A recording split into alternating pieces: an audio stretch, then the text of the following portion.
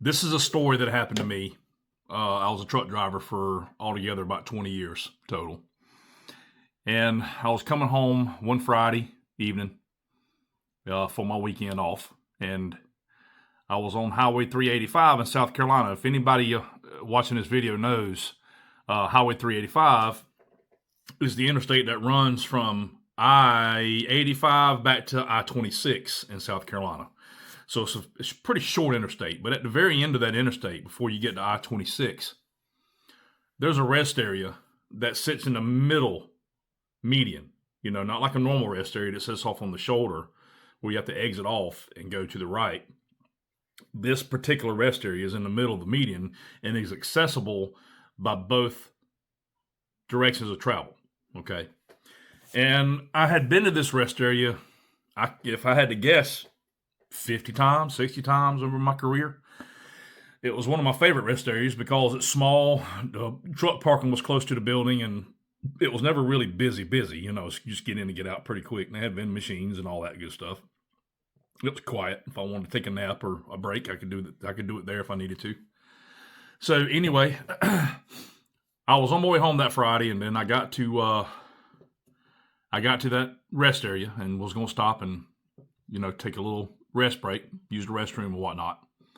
And I parked in my normal spot closest to the building, walked to the restroom, did my thing. And then on the way out, when I opened the door to come out to leave the restroom, I saw a minivan that was parked, you know, directly across from the door. I could see the people in the minivan. I could see the minivan. I could see the back of it and a little bit of the driver's side of it. And I could see that someone or something was on the right side of I couldn't see through the windows of the van. I couldn't see on the right side of the van, but I could see that a little bit of a handicap ramp was sticking out underneath. I could see it from underneath the van on the passenger side, and I could see people's feet all over there next to it. So I decided to walk around the back side of the van and look, see what was going on. And I saw two people. They were trying to lift something up off of the ramp, off of the handicap ramp, wheelchair ramp, if you will.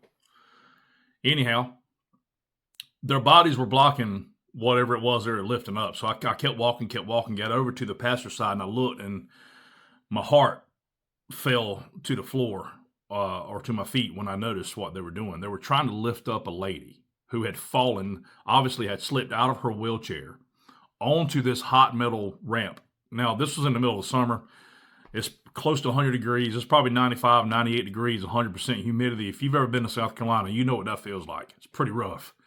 Anyway, these people were just covered in sweat. They were clearly upset. Their faces were very distraught. And the lady who had fallen down off of her or slid off of her wheelchair,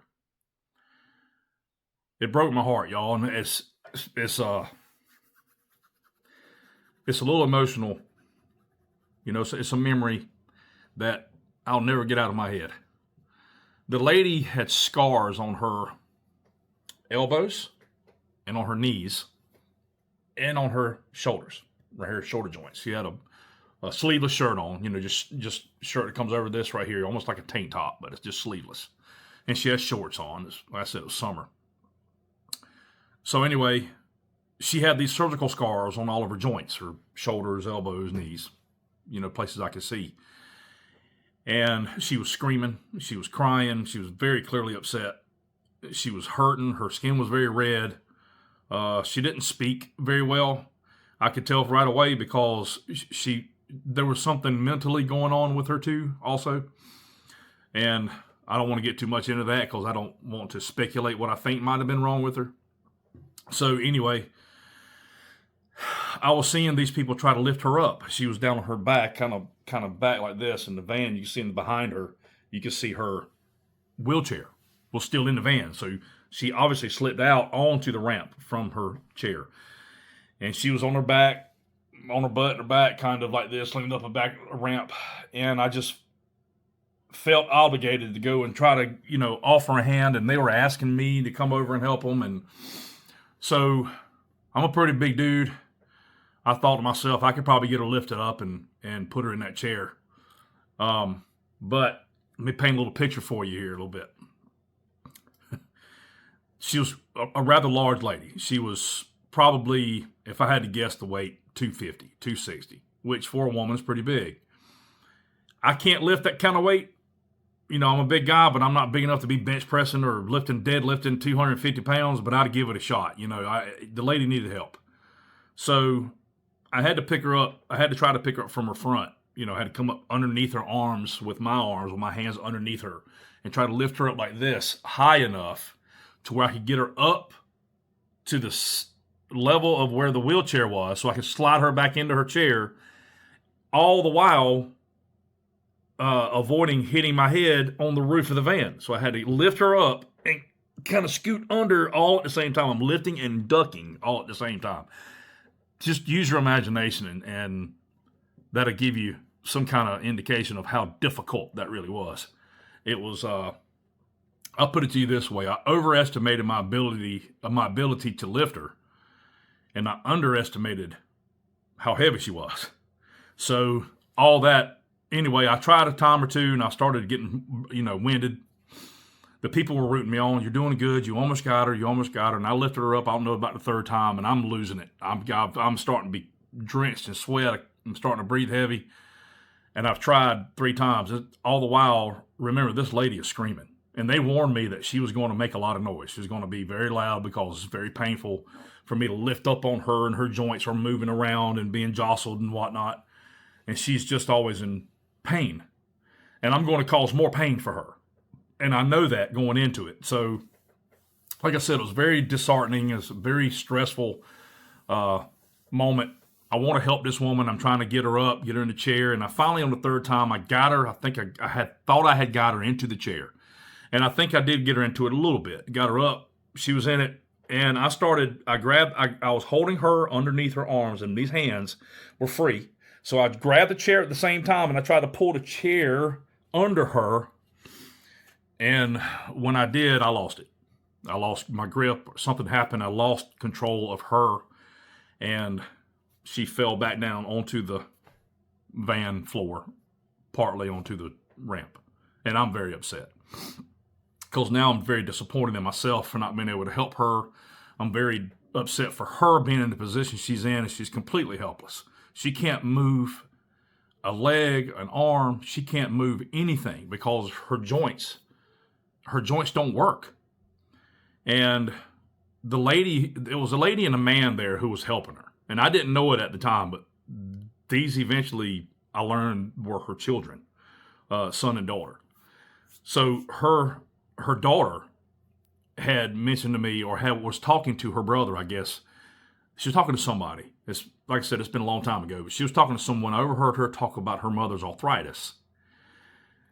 So it dawned on me that the scars I was seeing was she had had surgery for her arthritis in her joints. She had severe rheumatoid arthritis. I think that's what they called it. Anyway, it was a severe form of arthritis, and she'd had many surgeries trying to alleviate her pain and suffering and all that. But irregardless, if you've had arthritis or have arthritis, you know how painful it can be. Just multiply it times 10 with her, because she had it everywhere, and she'd already had cuts and scars from surgeries, and her skin was bruised up. Looks like she'd been moved several times, or tried to been moved under her arms, or several bruises and stuff where you can tell people were moving her or helping her move. And it's unintentional, but she was getting bruised. Okay. So all in all, it was a bad situation with her. And I like to think of myself as a good-hearted person, and it bothers me to see people in that position, because I'm blessed. I have all the use of my limbs, and my health is okay. It's not detrimental. I don't have anything detrimental happening with my health. Not right now. Thank goodness. Anyhow, so the third time, she fell back down to the floor, and I gave up. I didn't want to give up, but I had to. My body was giving out.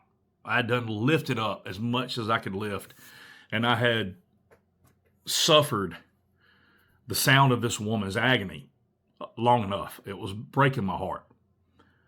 And I'm not a religious person. Never really have been. I went to church when I was a kid, and my family has some religious folks in it, and I'm not the kind of person to sit around with you and talk about God and Jesus and all that. I don't know enough about it. I never have learned enough about religion to know much about it. I'll save that maybe for another video. But the reason I'm saying that, with that being said, is something told me to ask for help. And I asked God for help at that moment. I looked down at the floor and I could feel sweat down my face. And I know my face is as red as a cherry because I can feel it's burning. It's like on fire. It's like hot, really hot. And I asked God for help. I said, God, you please use my body as a vessel to get this lady back in her chair so these folks can be back on their trip and she can be healthy or feel better again. Not necessarily healthy again, but she can be as comfortable as possible. We got to get her up. God, I need your help. I can't do it. I don't have the strength. And I guess I got a little motivated. I felt a surge of energy come through me. And I thought, maybe just one more time. Let me just give it one more shot. And if it just completely wears me out, that's okay. At least I gave everything I had, right? So I knelt down, squatted down in front of her, and I'm looking at her like I'm looking at you. And I get really close to her left ear. And I say, now, honey, I'm going to try one more time, okay? And I turn around and looked at her, and she was nonverbal. But she didn't say anything. But she looked at me and gave me that okay. She gave me that look like, okay, go, do it. Like, she gave me permission. And it felt like, I guess, I needed her to give me that permission.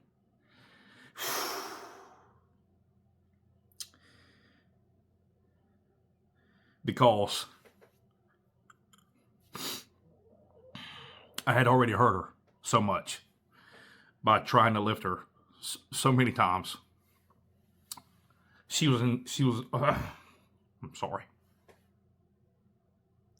She was in a lot of pain. And I felt like with her giving me that permission, I just moved to contact. I'm going to take my contacts out. So, get back where I left off. I had hurt her a lot already. And her giving me that nod made me feel better about getting under her arms and lifting her one more time. So I decided to do that, and I got under her, and I almost started lifting, and then something told me to stop. I don't know what it was. I can't tell you to this day what made me stop, but something told me to stop, stand up, and look. So I stopped, and I turned around and looked, and there was a sports car, it's a Challenger, I think it was, or Charger. Challenger. It was a big sports car. Had lights underneath it and nice looking, hoopty ride. Somebody had really beefed up that car. You can tell they put a lot of love and money in it. And this car come pulling into the rest area and parked right beside the van. I mean, picture this. Rest areas is big. If y'all ever traveled, you've been to rest areas, you know how big these parking lots are. And you also know how big they are when there's nobody in them. So they just appear to be a large parking area with nobody there. And that's really what it looked like in the beginning of my story, where it started. When I went into the rest area, there was nobody there. It was me, maybe one other truck, and I think the van and another car, and that was it. And the rest area is as big as any other one in the country. They have parking for trucks and campers and cars, and you could probably put 150 cars and 100 trucks in there. I don't know, just guessing. Anyway, so there was no one there, and the van was parked in a handicapped parking spot, which was not close to the building, which was odd, by the way. It was out next to the curb. But it was a handicapped spot. They had a spot out on the right side where they could open up a wheelchair ramp or whatever they needed that area to use to bring out anyone who's handicapped in the vehicle. So it doesn't matter that it wasn't close to the building. It was just a handicapped parking spot out in the parking lot. That Challenger could have parked 50 spots closer to the building. But for whatever reason, they decided to pull in beside us, right next to us. And at this time, a small little crowd had already gathered up A couple of people had, a couple of truck drivers or whatever, and I think a couple in a camper had came over, and there was like 4 or 5 people watching what was going on, and nobody's offering any help. So I felt very helpless. Is the reason I was asking for help. Nobody was offering help, and nobody was really big enough. I mean, most people were normal size, smaller folks, and there's nobody there I don't believe had even attempted to lift that lady. But they could have offered their hand to give me a hand lifting her. And nobody decided to do that, which I can talk about that too. Anyway, but that was my motivation for asking for help. Well, little did I know this challenger was going to have the help that I asked for. When the car parked, I couldn't see into it right away because the windows were tinted. It's a 2-door car, and the windows were tinted. So I couldn't see into it right away, but it really didn't matter because as soon as the car went in park, the 2 occupants in it opened both doors simultaneously, and both of them stepped out of the car. And folks, I'm going to tell you something. These 2 men that stepped out of this car, these weren't normal guys. Now, these dudes were dressed in tank tops, sweat shorts, or whatever them kind of shorts, gym shorts, tennis shoes. They looked like they had just come out of the gym or they were getting ready to head to the gym. Okay. And they were built like small bulldozers. These guys had muscles the size of my head on their arms. That's how big these guys were. And I want to paint a little picture for you, so you maybe get more of an idea of this area that I'm in. This rest area on I-385 is in the middle of nothing. There's nothing. You got Lawrence, you got Clinton, South Carolina, you got Simpsonville, all within driving distance of this rest area. But for 2 bodybuilders, now, I have been in dozens of rest areas in this country. Like I told you, I was a truck driver, so I've been in a lot of rest areas, y'all. And I drove for almost 20 years, and during that time, this incident or this event happened to me in 2013-ish, 2012. At that time, I had been driving for 14 years, give or take a year, right? So you can imagine how many rest areas I've been in, or truck stops, or any place to rest or have a break or a breather. Never have I seen a bodybuilder at a rest area. Forget that there were 2 that come out of the Challenger. I've never seen 1.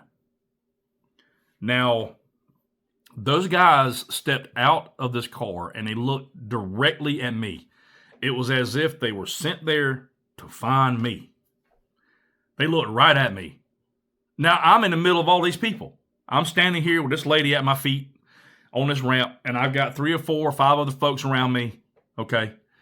He could be looking at anybody else. They could be looking at anyone else, but they both focused their eyes directly at yours truly. They didn't look at the lady on the ramp.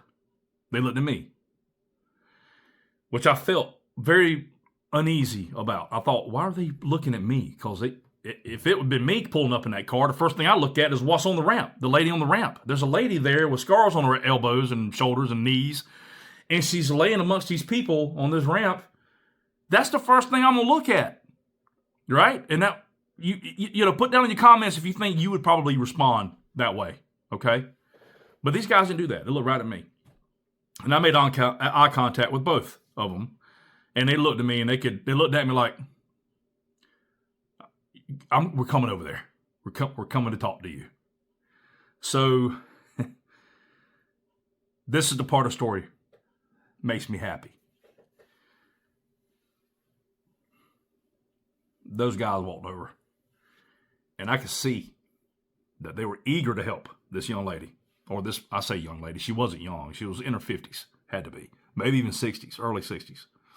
And she was old enough to have 2 grown adult kids with her. So she was 40s, 50s, 60s. I don't even remember how old I thought she may have been at the time.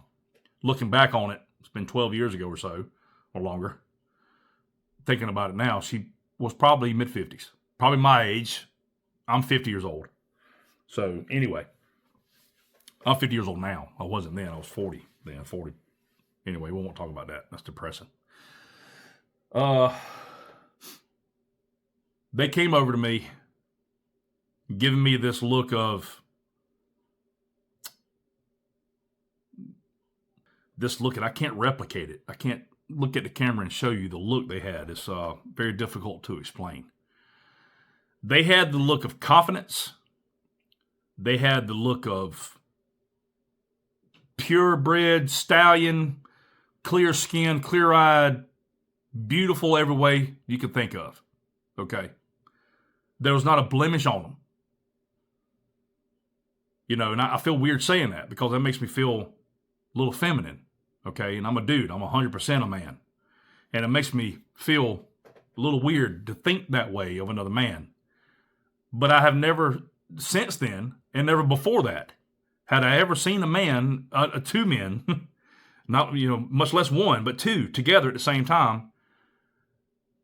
For lack of a better way of explaining it, they look like what I would think angels on earth would look like without the wings. Okay? You see me, I'm getting older. I've got spots on me, and I've got my eyes are wet right now because I've had to deal with my contacts. But and I'm looking at myself in my camera here, but I've got scars, I've got spots, I've got all this stuff. I've got a spot on my head. I got all kind of things. I got scars. I got a scar on my wrist right here. If you can see that right there, I got a scar there. These guys didn't have nothing. They were completely, I don't even think they had hair on their body. If I remember right, there was no hair. Yeah, they had no hair. Well, they had hair on their head, but they didn't have hair anywhere else that I could see. They were, like I said, they're wearing tank tops and shorts. I could see their legs, their shirts, their biceps, their shoulders. I could see everything. They had no hair, y'all. And I know that there's guys that go out there and they shave their bodies. I know that there's guys that do that, and they probably did that. But it was very shocking to see two bodybuilders look like this. You have to use your own imagination there for a minute. Maybe put yourself there. Maybe try to put yourself there and see these soft, glowing, muscular men. They came over to me, and one's on either side of me, in front of me. And the one guy on my left put his hand on my shoulder. And the instant relief I felt the minute that man put his hand on my shoulder, he looked at me and said, "It's my turn, brother. I got it." "It's your turn? You got it? You know what I'm doing here already? You already know what's going on." Now, he could have deduced, you see the lady on, okay, all right. But you came out the car with the intent to help me. You already knew you were coming to help me. How do you know that? That's not something that's not something that happens without seeing what's going on first. You already knew you were pulling in this rest area. That's what it sounded like. It's what it felt like. It felt like he was just coming in the rest area to help us. Okay? That's the only way I know to explain it. Hand on my shoulder, told me, "I got it, brother. My turn." Immediately felt relieved. Just complete relief over my body. I stepped back, and those guys, it was nothing short of a miracle watching these guys. The guy who had his hand on my shoulder, when I backed away, he took his hand off, and then he took his eyes off of me and focused on her. And y'all, sorry I don't know her name. I do not remember if they told me her name. I don't remember getting anybody's name, to be honest with you. It's been 14 years ago or so, 10 years ago, 12 years ago, so I don't know. Anyhow, he took his hand off my shoulder, and he focused his attention on her, and he squatted down at her feet, and he looked at his partner, his friend, and he looked at him and said, "You know what you got to do?" And he said, "Yep." And the guy that was down there at her feet, he was the one also had his hand on my shoulder. He grabbed the lady's legs and he put her legs together. And he ran his hands down to her ankles and he squeezed her ankles. He grabbed her ankles, which I'm pretty positive he grabbed them very tightly because this lady's heavy and These two guys are getting ready to lift her clean up off the ground, off the ramp, off the floor. And he looked at his partner and said, "You ready?" He said, "Yeah, I got it." And his partner got behind her and put his hands underneath her from behind, under her arms. And the one squatting at her ankles looked up and said, "I'm gonna count to three. When I count to three, lift, put her in the chair, and let's go, baby." Okay? They had all the confidence in the world, y'all. These two knew they were getting ready to do what needed to be done. Okay? And the guy said 1, 2, 3. And as soon as he said 1, 2, 3, they lifted. And it was the most beautiful thing. They lifted her up, slid her right in that chair. They even reached around and grabbed her belt and strapped her in and put the chair back in its belt. You know, a wheelchair has a belt or a mechanism on the floor that it attaches to. And they did all that. Now, the lady screamed, okay? She screamed for a total of about 5 seconds, y'all. And I got to tell you, my time with her, lifting her, much more than 5 seconds. Much, much, much more than 5 seconds. I'm talking minutes. Me just lifting and, resetting and lifting. And you can imagine how many times I had to lift that lady and how much she was screaming in pain. So anyway, it was about 5 seconds. That's how fast these guys were. And I was so relieved that they got her up quickly and into her chair and secured back into that van. And the lady, her daughter, I found out later that was her daughter and her son. I didn't know that, during the whole ordeal. I didn't know that those were kids. I hadn't had time to catch up and meet everybody, So just imagine that she was put in her chair and we're all standing around talking. I'm like, man, it's amazing you guys showed up at the time you did. And the daughter was, she was saying we didn't know what we were going to do. I was so upset. I had no energy left. I couldn't even lift my arms up anymore. And the son was just completely defeated. And he felt so bad he couldn't help his mom. And, I felt bad for everybody involved. But I was happy at that point. I was happy that the mission was accomplished. Okay. The guys lifted her up, got her in that chair. And they can get back on the road again. Okay. Well, we said our goodbyes, and we probably talked, 5, 6 minutes. It wasn't very long. And on my way back to my truck, I started walking back to my rig, and my rig was a good little hump away from this van. And I just this overwhelming feeling start coming across. Like, how did that even happen? I mean, what is the chances of those two guys? Those two beautiful built bodybuilder men come into a situation that needs two bodybuilders. What's the chances of that happening in the middle of a rest area in the middle of nowhere, South Carolina? What's the chances of that happening? And my logical brain goes to that. And whenever I think about this story, I'm like, the odds of those two guys showing up at that very moment are so astronomically low that I would probably have a better chance of winning the lottery than to ever see that happen again. I wanted to bring that story to you folks on YouTube and let y'all give your 2 cents. Put down in the comments if you think that was divine intervention. Did God show up? Y'all, I don't know. Only thing I know is I know the feeling I got. I know the feeling I still get whenever I recollect or recall the story and tell the story. You just spent a half an hour with me, and I have done this 100 times in different forums, in different ways, telling people the story because it's such an amazing thing that happened to me. And yeah, I just wanted to share that and see if y'all have ever had any similar experience. And if you have, let us know. I'd like to read the comments and see if anybody has had an experience like that or, any kind of divine intervention type of, story you might have. Share it with all of us. And if you like this kind of content, this is my first video, y'all.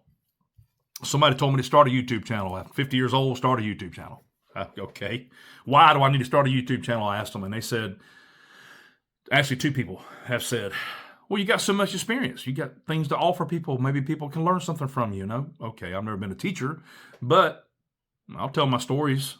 If somebody gets something out of it, good. I hope so.